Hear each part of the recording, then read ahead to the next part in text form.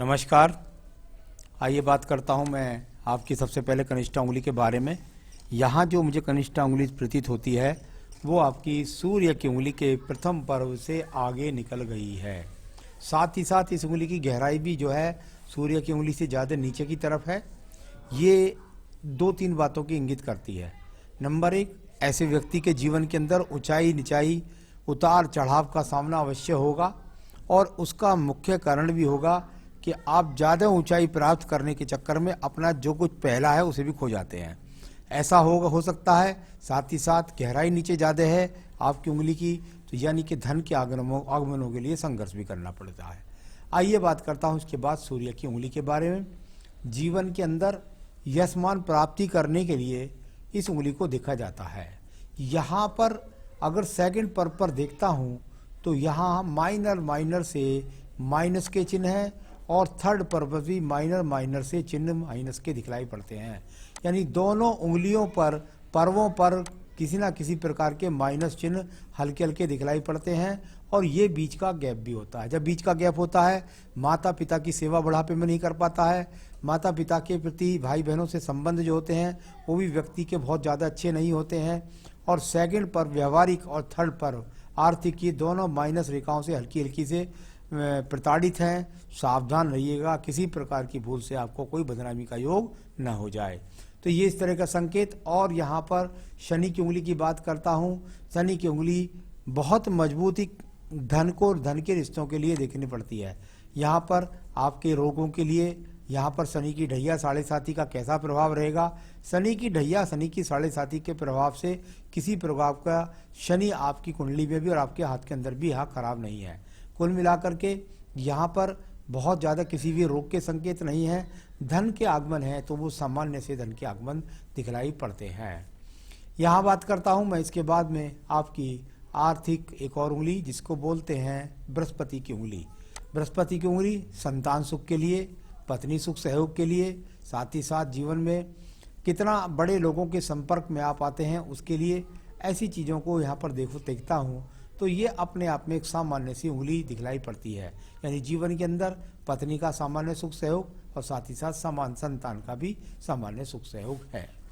मैं बात करता हूँ तो इसके सेकंड पर्व जो है इसका बृहस्पति का, वो कुछ दूषित रेखाओं से है। यानी कुल मिलाकर सेकंड पर्व पर यदि देखता हूँ सेकंड पर्व पर, तो वहाँ पर व्यक्ति के जीवन के अंदर कुछ पत्नी के साथ में सेकंड पर्व यहाँ पत्नी के साथ कुछ वैचारिक मतभेद दिखलाई पड़ते हैं।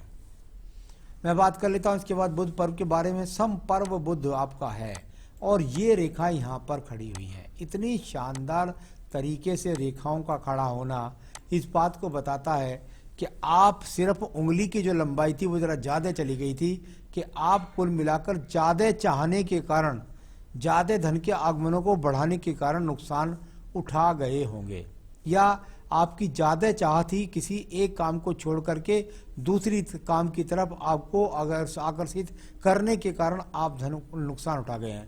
वरना ये रेखा यहाँ कहती हैं कि आपका जो काम है उसको अगर सरलता से आप करें दोबारा, तो आज भी धन आपको मिलने के लिए एकदम तैयार है।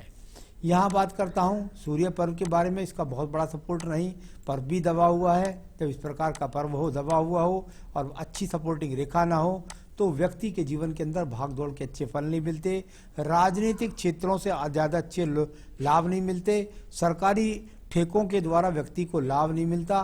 सरकारी संविदा की जॉब का लाभ नहीं मिलता। इस प्रकार के संकेत यहाँ पर हैं। पर्वत थोड़ा दबा हुआ है, सावधान चलिए, किसी प्रकार की बदनामी का योग बन सकता है।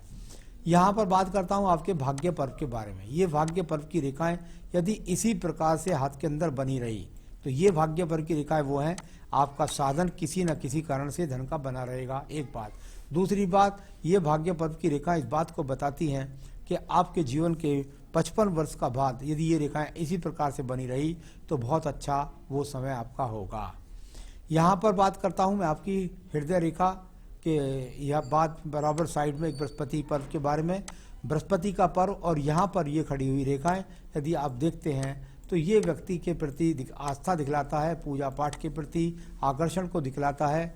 एक मंगल रेखा इस तरह से काट करके यदि जाकर हृदय रेखा की तरफ जाए तो व्यक्ति का पत्नी के साथ थोड़ा वैचारिक मतभेद हो सकता है, इस प्रकार के संकेतों को, और साथ ही साथ मंगल यानी मेहनत के कामों के द्वारा व्यक्ति के जीवन के अंदर उसको थोड़ा सा धन के आगमन प्राप्त हो जाएंगे। मैं बात करता हूँ हृदय रेखा के बारे में।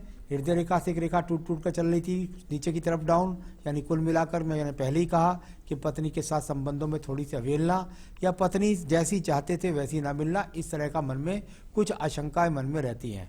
मन के अंदर किसी भी प्रकार का कोई चोर नहीं है, किसी प्रकार की गुप्त बातों को रखने के आप शौकीन नहीं हैं, और यहाँ पर कि कोई किसी के काम ज़्यादा नहीं आते हैं और कोई आपके भी ज़्यादा काम नहीं आता है, कोई रोगों का संकेत नहीं है। कुल मिलाकर के पत्नी भी यही रहने वाली है। यहाँ बात करता हूँ आपकी पर्वत की निम्न मंगल पर्व के बारे में। निम्न मंगल पर्व, यहाँ से ये बिखरावदार रेखाएं, इसके अंदर एक एक्स का चिन्ह भी है निम्न मंगल पर्व के अंदर, साथ ही साथ ऊपर की तरफ भी एक एक्स का चिन्ह, एक मंगल पर्व यहाँ पर, यानी कुल मिलाकर जमीन जायदाद से संबंधित कार्य करें तो उनसे लाभ न मिलना, या साथ ही साथ मेहनत का बहुत ज़्यादा लाभ न मिलना, इस तरह के बहुत सारे संकेत हैं जो अच्छे पर्वत के संकेत नहीं हैं। तो ये मंगल पर्व से कोई सपोर्ट नहीं मिल रही, टेक्निकल कार्यों से संबंध नहीं, लाभ नहीं, किसी प्रकार के जमीन जायदाद के कार्यों से लाभ नहीं, किसी भी प्रकार के यहाँ पर जो बिल्डिंग मटेरियल्स हैं उनसे किसी प्रकार का लाभ दिखलाई नहीं देता। मैं बात कर लेता हूँ आपकी बुद्धि रेखा के बारे में। बुद्धि रेखा हल्के से अलगाव के साथ में आपकी बुद्धि रेखा का उदय, और ये जाकर के यहाँ हल्के से स्वरूप के साथ यहाँ चंद्र पर्वत तक पहुँची, यानी कुल मिलाकर यहाँ तक बुद्धि की बात है। इसका तो आप उपयोग सही कर रहे हैं, इसमें कोई ऐसी बुरी बात नहीं है कि आपके अंदर कोई बुद्धि नहीं है। ये तो बुद्धि की आप में कोई भी किसी प्रकार से कमी नहीं है, बिल्कुल बैलेंस बना करके अपने परिवार के साथ भी चलने का प्रयास करते हैं। तो ये बुद्धि रेखा इस प्रकार की है, लेकिन इसका अगर देखें तो अच्छी तरीके से जो उदय है वो अभी इसका कहीं भी इसका लाभ नहीं मिला, क्योंकि ये बहुत शुरू में काट पीट करने के बाद इसका उदय लगभग आपके जीवन के अंदर लगभग 37-38 वर्ष के बाद हुआ, और उसका पूरा उपयोग अभी आप तक नहीं कर पाए। मैं बात कर लेता हूँ दूसरे पर्वत के बारे में। मंगल का द्वितीय पर्व, जो मुकदमों के लिए, झगड़ों के लिए, झंझटों के लिए दिखे, कुछ मिला के बिखराव की रेखाएं हैं। यहाँ पर किसी प्रकार के मुकदमे, झगड़े, झंझट के योग भी इधर नहीं आते हैं।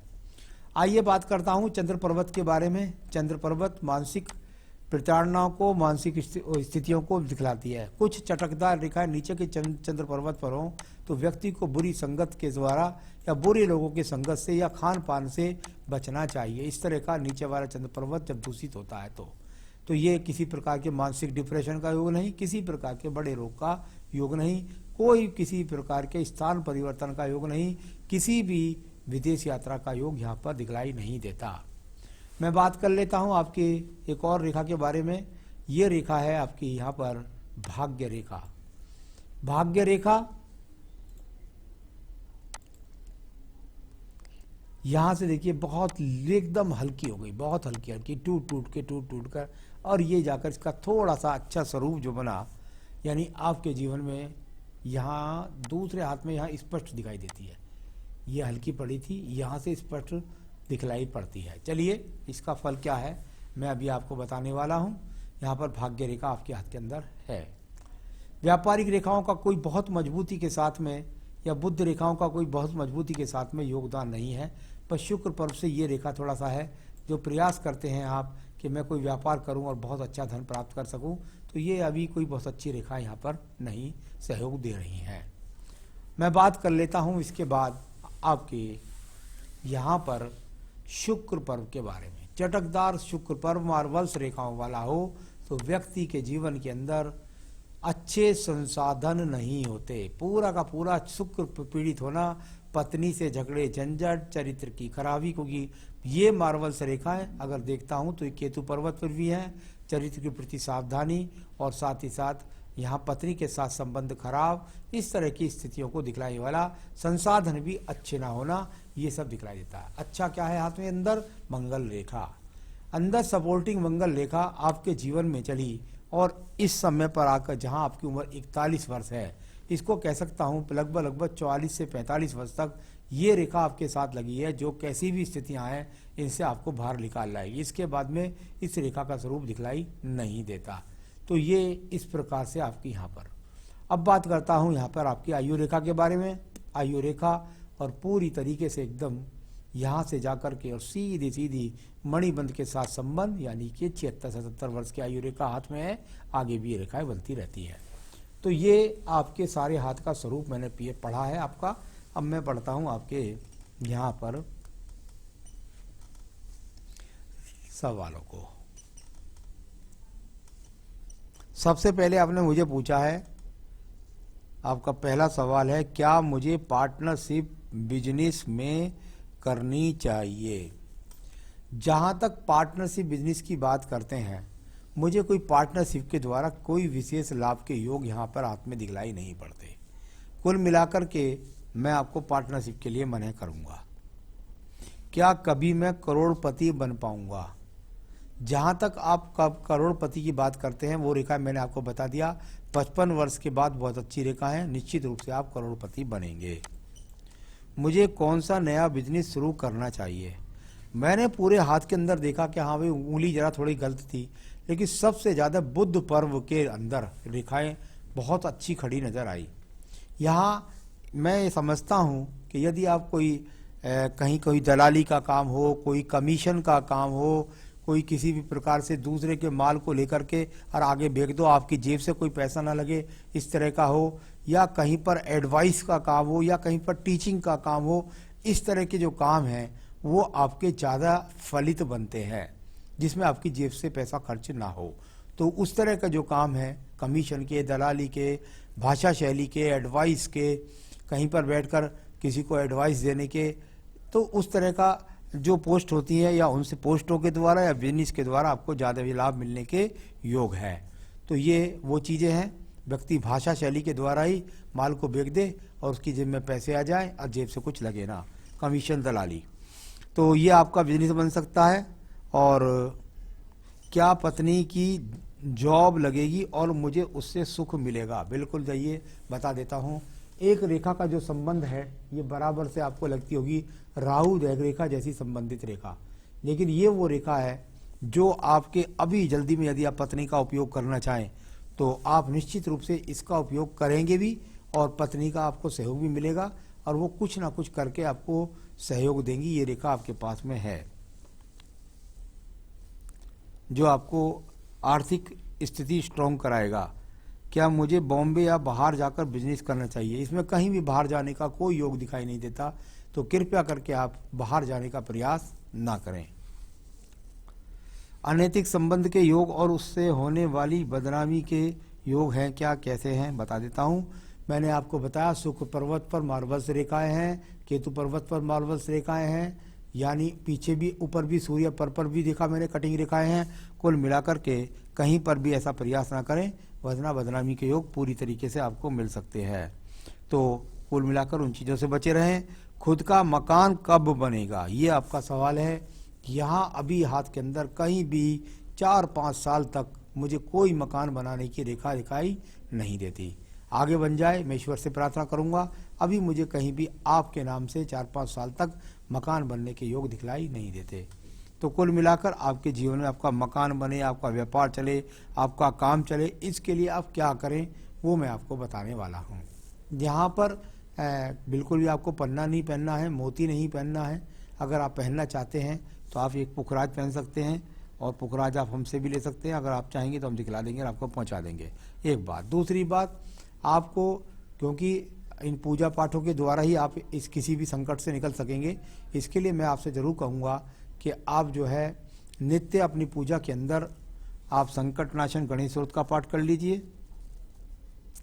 संकट नाशन का कर लीजिए। साथ में पढ़िए दारिद्र्य दहन स्रोत, दारिद्र्य दहन स्रोत, ये दोनों का पाठ करें। पति भी करे, पत्नी भी करे, दोनों से कहिए, दोनों इस पूजा पाठ को आप करिएगा, अगर आप चाहते हैं सभी संकटों से निकलकर अच्छी आर्थिक स्थिति को मजबूत करना।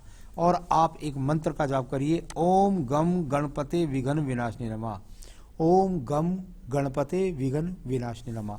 इस मंत्र की माला का जाप करिएगा। ये सब चीज़ कर लीजिएगा और जीवन में आगे बढ़ जाइएगा। नमस्कार।